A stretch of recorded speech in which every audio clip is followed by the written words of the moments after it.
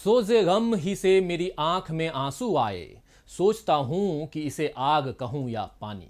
नमस्कार, मैं हूं राजीव और आप देख रहे हैं घूमता हुआ आईना। तो आंसू अक्सर कमजोरी की निशानी समझे जाते हैं, लेकिन कभी कभी समझ का ये दांव उल्टा भी पड़ जाता है। किसान आंदोलन का सामना कर रही सरकार को भी अपना एक ऐसा ही दांव उल्टा पड़ गया। 26 जनवरी को ट्रैक्टर रैली के दौरान जो माहौल बिगाड़ा या जानबूझकर बिगाड़ा गया, तो सरकार को लगा कि अब किसान बैकफुट पर आ जाएंगे। सरकार समर्थित पत्रकार भी किसानों को नसीहतें देने लगे, उन्हें समझाने लगे कि जो मिल रहा है वो ले लो, वरना खाली हाथ जाओगे। मानो किसान किसी आंदोलन के लिए नहीं बल्कि सौदेबाजी के लिए 2 महीनों से सड़कों पर बैठे हैं। लेकिन किसान तो किसान ठहरे, वे अपनी जमीन बचाने निकले हैं, इसीलिए संशोधन के लॉलीपॉप को उन्होंने ठुकरा दिया। सरकार ने पुलिस का डर दिखाया तो किसानों ने ऐलान कर दिया कि मर जाएंगे लेकिन लौटेंगे नहीं। राकेश टिकैत ने तो आंदोलन जारी रखने की जो भावुक अपील की, उसके बाद तो उन्हें समर्थन देने के लिए सैकड़ों लोग आगे आ गए। राकेश टिकैत की आंखों से बहे आंसुओं ने सरकार के दांव को पलट कर रख दिया। यह तय है कि किसान आंदोलन आसानी से अब खत्म नहीं होगा। आसानी तभी होगी जब सरकार कृषि कानून वापस ले ले, और फिलहाल इसके कोई संकेत नहीं मिल रहे हैं। अलबत्ता प्रधानमंत्री नरेंद्र मोदी ने बजट सत्र से पहले की गई सर्वदलीय बैठक में यह इशारा जरूर दे दिया है कि सरकार अब भी बातचीत के लिए तैयार है। ऐसा कहना शायद जरूरी भी था और उनकी मजबूरी भी थी, क्योंकि अभी मोदी सरकार के सामने अब तक की सबसे कठिन परिस्थितियों में बजट पेश करने की चुनौती है। कहां $5 ट्रिलियन की इकोनॉमी बनाने के ख्वाब थे और कहां खाली राजकोष भरने में कठिनाई इस समय हो रही है। तो आज आईने की नजर से पड़ताल करेंगे उस किसान आंदोलन की जिसमें आंसुओं ने नई धार पैदा कर दी है, और देखेंगे कि पहले से लड़खड़ाती अर्थव्यवस्था को क्या बजट के सहारे संभाल पाएगी सरकार। तो आइए सबसे पहले देखते हैं राकेश टिकैत की वो घोषणा जिसने आंदोलन को नए सिरे से जिंदा कर दिया। राकेश टिकैत न गांव जाएगा, न धरना खाली करेगा, न धरना स्थल खाली होगा। सरकार से बात होगी, कानून पे बात होगी। टिकैत जी, आप भावुक हो गए, ऐसा क्यों? आप भावुक करता नहीं, मेरे किसानों को मारने की कोशिश जी यहाँ पर किसानों के ऊपर लाठी चलाओगे, एक सरदार बिरादरी को बर्बाद करोगे। उनके खिलाफ जब तक कार्रवाई नहीं होगी नहीं जाएगी। अब तक किसान आंदोलन के कई बड़े चेहरों में से एक राकेश टिकैत ने जब किसानों की मांगें पूरी करने के लिए जान तक दे देने का ऐलान किया, बस तभी मध्यम पड़ रहे किसान आंदोलन में नई जान पड़ गई। दिल्ली में पुलिस को आगे करके पहले मोदी सरकार ने कोशिश की थी कि किसानों को आंदोलन करने से रोक सकें, लेकिन वो ऐसा नहीं कर पाई। अलबत्ता 26 जनवरी को जब किसान आंदोलन के नाम पर कुछ लोगों ने उत्पात मचाया और इसका ठीकरा किसानों पर फोड़कर आंदोलन को नए तरीके से बदनाम करने की एक और कोशिश की गई, तो उधर यूपी की आदित्यनाथ योगी सरकार ने भी गाजीपुर बॉर्डर को खाली करने का फरमान जारी कर दिया। भारी संख्या में पुलिस के जवान पहुंच गए। आंदोलन के हिंसक हो जाने की बदनामी से आहत किसान योगी सरकार के फरमान से कुछ और टूट गए। सरकार को लगा कि एक धक्का और वाली रणनीति पर चलकर वो इस आंदोलन को तोड़ देगी, लेकिन इस बार मोदी और योगी सरकार का पाला महेंद्र सिंह टिकैत के बेटे राकेश टिकैत से पड़ा था, जो अब तक कानून वापसी की मांग करते हुए शांति से आंदोलन कर रहे थे। लेकिन अब उन्होंने आर पार वाले अंदाज में सरकार को चुनौती दे दी। उन्होंने एक और घोषणा की कि मेरे गांव के लोग जब तक मुझे पानी नहीं देंगे, मैं पानी नहीं पीऊंगा। उनकी ये भावुक अपील किसानों को फिर से एकजुट करने में कामयाब हो गई। टिकैत के समर्थन में हजारों लोग खड़े हो गए और भारतीय किसान यूनियन का हौसला बढ़ा। उसने गाजीपुर बॉर्डर के आसपास के किसानों को वहां पहुंचने और बाकी किसानों को अपने अपने इलाकों में टेंट गाड़ देने का निर्देश जारी कर दिया।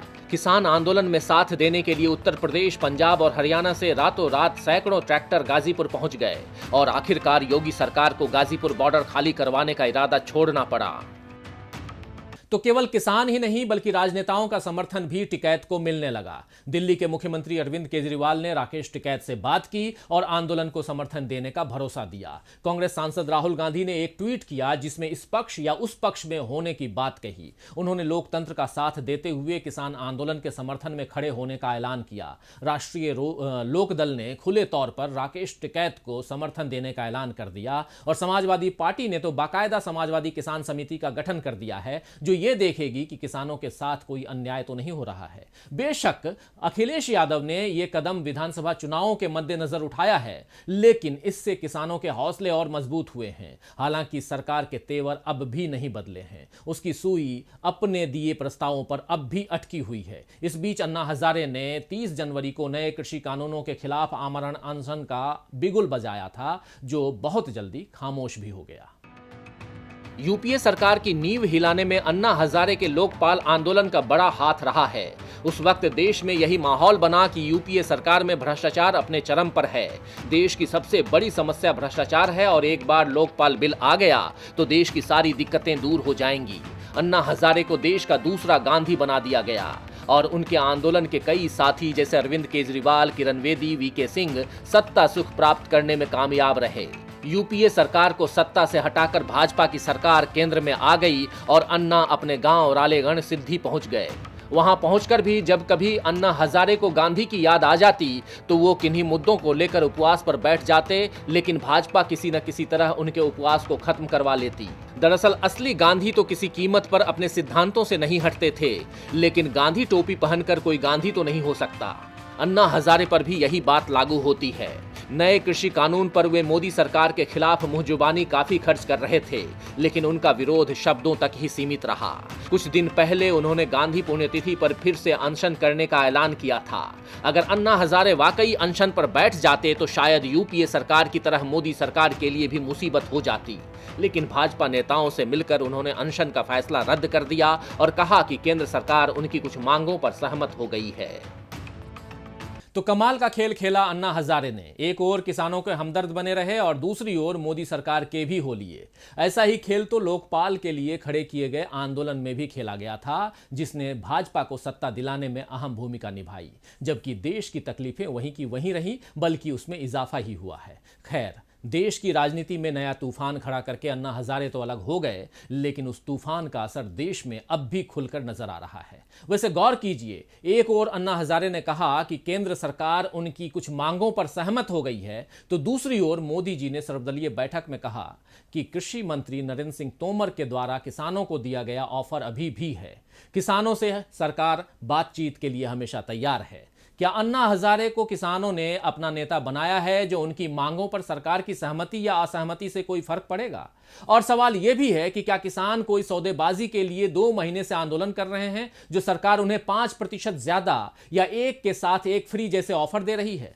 सरकार कृषि कानून रद्द करने पर सीधे सीधे अपना जवाब नहीं देती और दिल्ली में बिगड़े हालात के लिए किसानों पर दोष मढ़ती है। देश की राजधानी दिल्ली में लोगों को कश्मीर जैसे हालात से रूबरू होना पड़ेगा, ये कमाल भी मोदी सरकार के शासन में ही मुमकिन हो गया है। 26 जनवरी को बिगड़े हालात के बाद दिल्ली में कुछ वक्त के लिए इंटरनेट सेवाओं पर रोक लगा दी गई थी। हालांकि इससे आंदोलन कमजोर नहीं पड़ा, बल्कि पहले से तेज होने के आसार पैदा हुए, तो फिर इंटरनेट बैन का सहारा सरकार ने लिया। केंद्रीय गृह मंत्रालय ने एक अधिसूचना में कहा कि जन सुरक्षा को ध्यान में रखते हुए सिंघू, गाजीपुर और टिकरी बॉर्डर एवं उससे आसपास के इलाकों में इंटरनेट सेवाओं को अस्थायी तौर पर बंद कर दिया गया है। ये बैन 29 जनवरी रात 11 बजे से 31 जनवरी रात 11 बजे तक प्रभावी रहेगा। सरकार शायद सोचती है कि सूचना के इस तेज माध्यम पर रोक लगेगी तो आंदोलन पर इसका असर पड़ेगा, लेकिन सरकार को याद रखना चाहिए कि जब अंग्रेजी राज के खिलाफ देश में तरह तरह के आंदोलन खड़े हुए थे, तब इंटरनेट नहीं था, लेकिन अन्याय के खिलाफ लोगों को खड़े होने से कोई रोक नहीं सका था। बेशक दिल्ली में गणतंत्र दिवस के दिन जो माहौल खराब हुआ, वो कतई नहीं होना चाहिए था। खुद किसान आंदोलन के नेताओं ने इसकी निंदा की और 30 जनवरी को सद्भावना के लिए उपवास भी रखा। इसके साथ 1 फरवरी को संसद मार्च भी रद्द कर दिया। लेकिन देश की राजधानी में गणतंत्र दिवस जैसे मौके पर सरकार स्थिति नहीं संभाल पाई, तो क्या इसकी जिम्मेदारी सरकार की ही नहीं बनती है? सरकार के खुफिया विभाग, सुरक्षा का अमला, प्रशासनिक व्यवस्था सब इतने कमजोर कैसे निकले कि कुछ लोग लाल किले तक पहुंच गए और वहां झंडा फहरा दिया। इस हंगामे में पुलिस वाले भी घायल हुए, जिनसे मिलने गृह मंत्री अमित शाह अस्पताल पहुंचे। लेकिन क्या इससे पुलिस का मनोबल बढ़ेगा? क्यों पहले से ही सुरक्षा व्यवस्था इतनी चाक चौबंद नहीं थी कि किसानों की ट्रैक्टर रैली तय रूट पर निकलती और किसी को उत्पात मचाने का मौका नहीं मिलता? तो 26 जनवरी के दिन बिगड़े हालात पर किसानों पर उंगली उठाने का मौका सरकार को और उसकी गोदी में बैठे मीडिया को मिल गया है। लेकिन उन्हें यह याद रखना चाहिए कि जब एक उंगली वे किसान पर उठा रहे हैं तो बाकी की 3 उंगलियां उनकी ही ओर उठ रही हैं। हंगामे की आड़ में किसानों की असल समस्या से मुंह मोड़ने का सरकार का दांव फेल हो चुका है और अब बजट सत्र सामने है जिसमें सरकार को विपक्ष का सामना करना ही पड़ेगा। वैसे सर्वदलीय बैठक में सरकार की तरफ से सभी विपक्षी दलों को आश्वस्त किया गया है कि सरकार कृषि संबंधित कानूनों समेत सभी मुद्दों पर चर्चा करने के लिए तैयार है। सभी पार्टियों को बोलने का मौका मिलेगा। दरअसल इससे पहले 20 विपक्षी पार्टियों ने राष्ट्रपति के अभिभाषण का बहिष्कार किया था। इसीलिए सरकार की कोशिश है कि बजट सत्र में हंगामा ना हो। वैसे सरकार की कोशिश तो यह भी है कि बजट को सदी का सबसे खास बजट बनाए, लेकिन क्या इतना आसान है ये? 1 फरवरी को मोदी सरकार के दूसरे कार्यकाल का दूसरा केंद्रीय बजट पेश होगा। इस बार बजट अभूतपूर्व परिस्थितियों में पेश होगा। भारत आधिकारिक तौर पर मंदी के दौर से गुजर रहा है। बीते 1 साल में महामारी और लॉकडाउन के कारण अर्थव्यवस्था चरमरा चुकी है। प्रवासी मजदूर लाचारी से अपने घरों में बैठे हैं। राजकोष खाली है। बेरोजगारी अपने उच्चतम स्तर पर है। चीन के साथ सीमा पर तनाव बरकरार है और इस वजह से उस पर आर्थिक प्रतिबंध लगाए गए हैं, जिसका असर भारतीय कारोबारियों पर भी पड़ रहा है। इन सब के बीच देश के हजारों किसान 2 महीने से अधिक वक्त से राजधानी दिल्ली की सीमा पर आंदोलन कर रहे हैं। यानी हर ओर से इनमें तकलीफें ही तकलीफें हैं और इनमें न जुमलेबाजी काम आने वाली है और न ही हवाई दावे। बीते 1 साल में जीडीपी ऋणात्मक हो चुकी है और जानकारों का मानना है कि वित्त वर्ष 2020-21 का अंत अर्थव्यवस्था के 7.7% तक सिकुड़ने के साथ पूरा होगा। हालांकि अनलॉक के बाद देश के कारोबार ने थोड़ी गति पकड़ी और विकास दर के वित्त वर्ष 21-22 में 11 तक पहुंचने की उम्मीद है। लेकिन ये उम्मीद हकीकत में तभी बदलेगी जब सरकार बजट में खर्च का ठीक ठाक प्रावधान रखे। सरकार बजट में अगर बड़े आर्थिक पैकेज का ऐलान करती है तो इससे मांग को बढ़ावा मिलेगा। यूं तो लॉकडाउन के वक्त भी सरकार ने 20 लाख करोड़ के भारी भरकम राहत पैकेज की घोषणा की थी, लेकिन अलग अलग वर्ग के लोगों के लिए जो घोषणाएं सरकार ने की थी वे नाकाफी साबित हुई। अर्थशास्त्रियों ने इस बात पर लगातार जोर दिया था कि गरीब की जेब में जब तक नकदी सरकार नहीं पहुंचाएगी तब तक देश की आर्थिक हालत नहीं सुधरेगी। लेकिन सरकार ने ऐसी नसीहतों को अनसुना करते हुए मध्य प्रदेश उपचुनाव और बिहार चुनाव को केंद्र में रखकर ही फैसले लिए। आम जनता अब भी बजट से काफी उम्मीदें लगा रही है। वित्त मंत्री निर्मला सीतारमण ने भी दावा किया है कि इस बार का बजट सदी का सबसे बेहतर बजट होगा। लेकिन ये कैसे होगा, यही सबसे बड़ा सवाल है। तो विकास की नई गति देना, रोजगार के नए अवसर बनाना और इन सब से बढ़कर आत्मनिर्भर भारत अभियान को रफ्तार देना, यही सब सरकार की प्राथमिकताएं हैं। इस तरह की बातों से ऐसा लगता है कि मानो बीते समय के संकट एक बजट से दूर हो जाएंगे, लेकिन ऐसी उम्मीद बांधते वक्त हम ये भूल जाते हैं कि बजट कोई जादू की छड़ी नहीं है जो घुमाते ही सब कुछ ठीक कर देगी।